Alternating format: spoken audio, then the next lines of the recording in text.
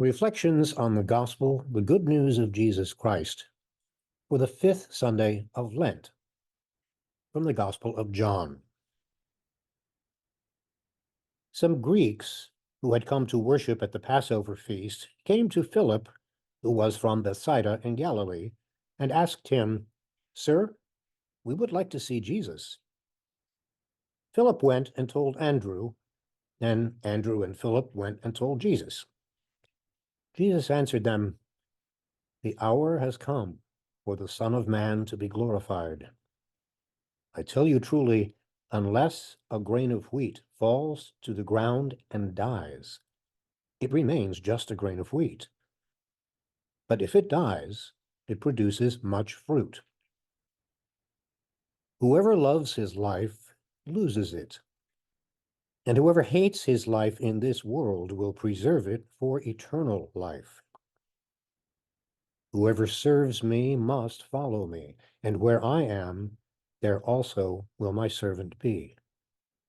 The Father will honor whoever serves me. I am troubled now. Yet what should I say? Father, save me from this hour? But it was for this purpose that I came to this hour.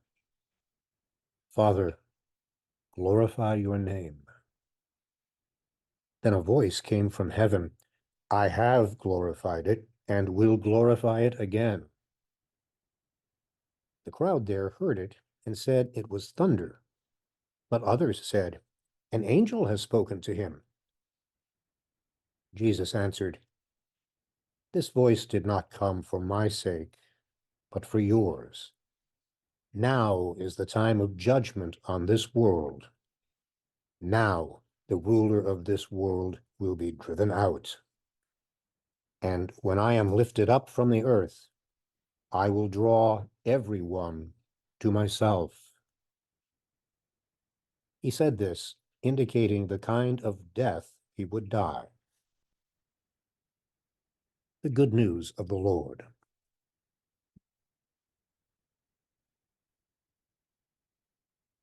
Each year, when Lent begins, I remind myself not to give up anything at all for Lent, nothing, unless, by giving that up, I will become a more loving person.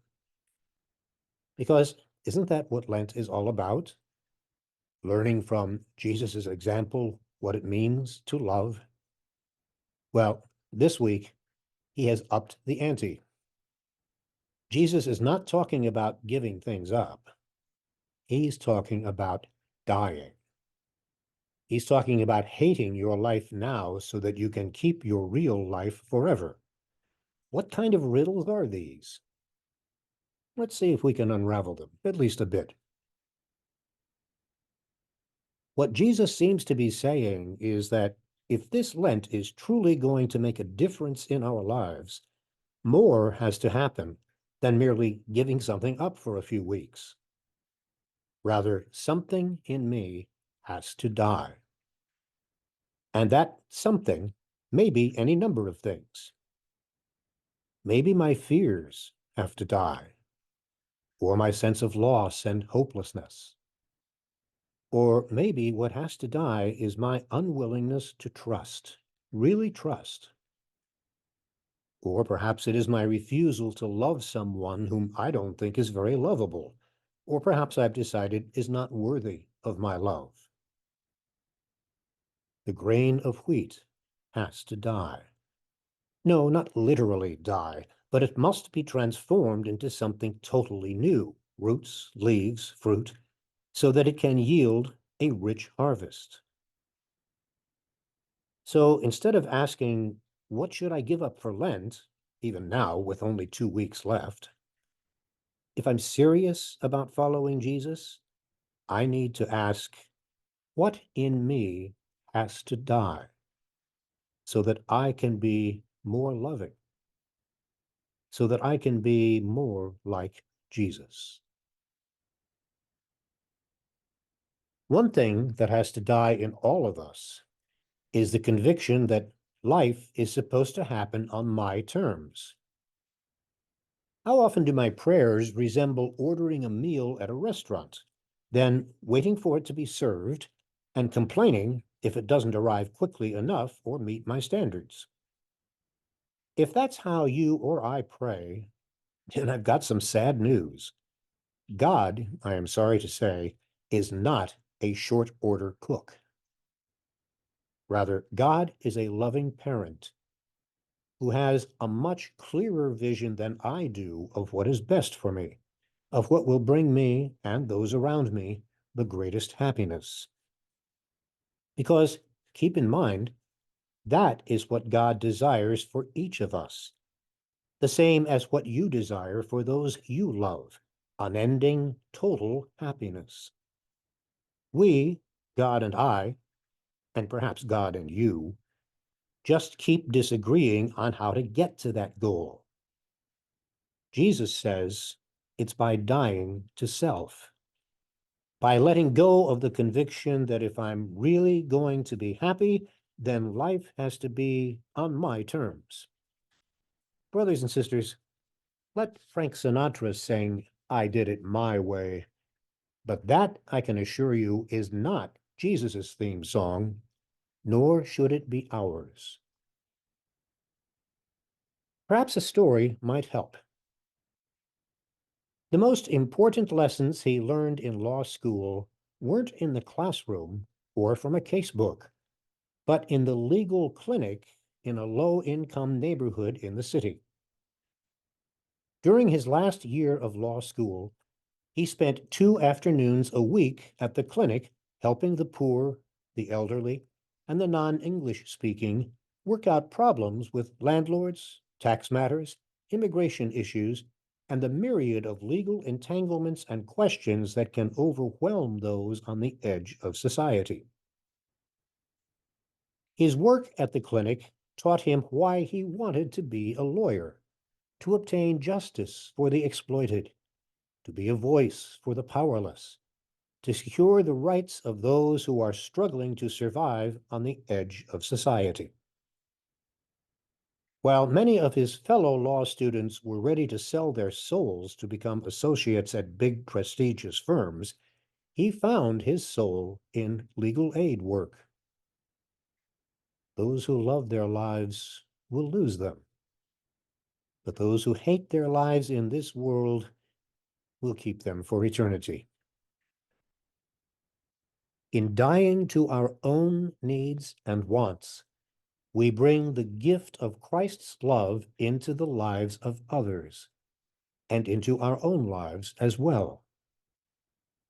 The gospel of the grain of wheat is Christ's assurance to us of the great things we can do and the powerful miracles we can work by letting go of our prejudices, fears, and ambitions in order to imitate the love and compassion of the crucified Jesus.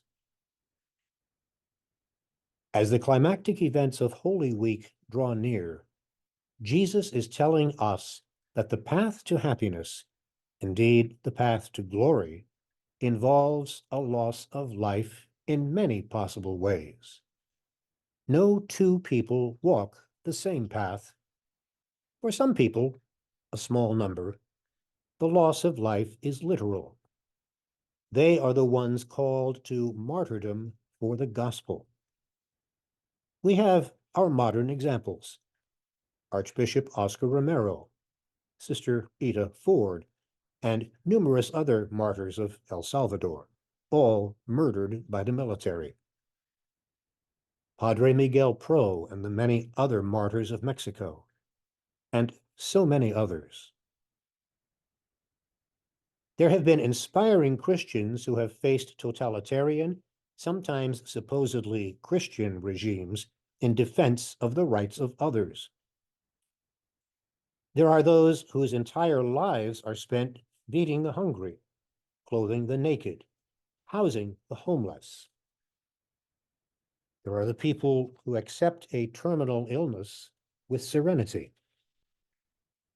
Then there are those who are always available, never inconvenienced, who never count the costs, like those who give love to the children of broken marriages, for those who nurse their elderly parents in their final years, or those who are always willing to listen and help in whatever way they can.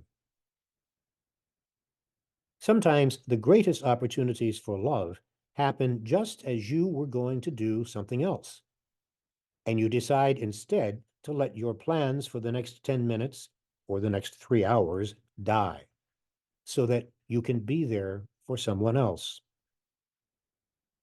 Yes, there are many paths to glory, and every one of them involves some measure of dying, because only if the seed dies will it bring forth life.